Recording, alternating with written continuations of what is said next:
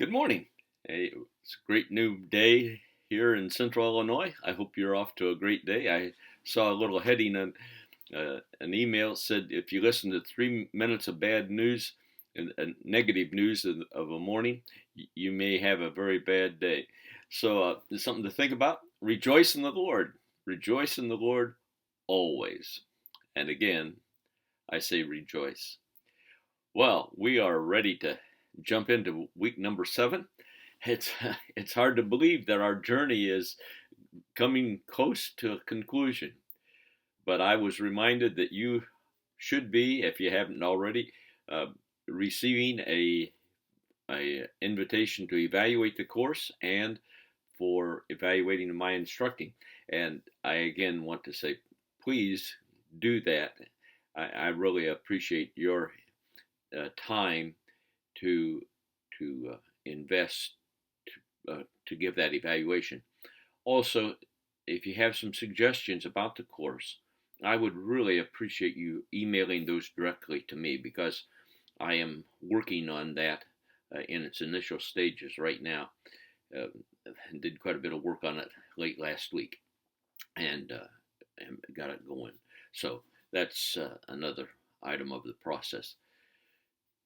You received the written announcement last week about the revision of the week 8 final test, and you need to be sure you do that.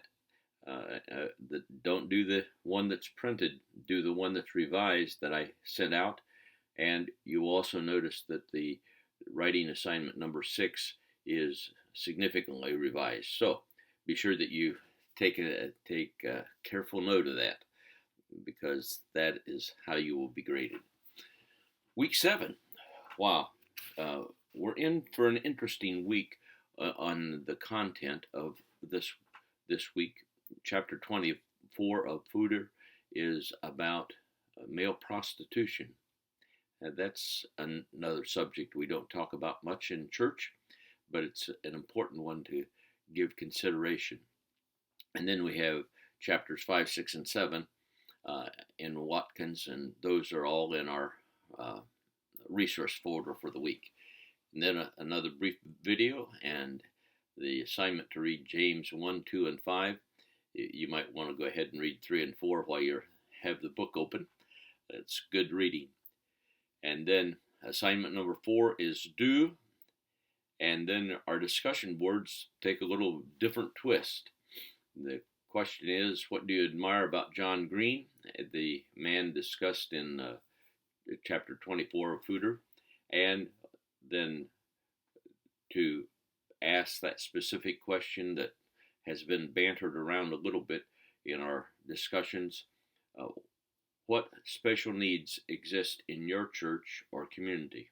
Now, for those of us in smaller churches, we can be more precise. For those of you in churches of 1,000 or more, you're going to need to select an element and don't get overwhelmed with trying to list all 42 people that happen to have special needs in your congregation. I think it's an important aspect of ministry to think about. It is not a simple one. So walk and tell us so much about that, but it's very challenging to have a special needs child in your family. And one of the things I've learned as I've researched on this is that so many families with special needs children drop out of church because there's no preparation or training for somebody to care for the child. It is too exhausting to try to keep the child focused and settled either in worship or in Sunday school. And so the easiest thing is just stay home, which leads to further isolation of their family. Some of the simple things that we can do to reach out and express love are not monstrous, they're simple. You've read some of my posts, and I just want you to think about that whole aspect of effective ministry in your community. I don't think every church can offer a special needs ministry. You need to do what you can do. You need to cooperate with a church which can do that. But that's a whole nother aspect of ministry. Well, God bless you as you work this week. May His face wonderfully shine upon you and remind you that you belong to Him and you are a child of the King.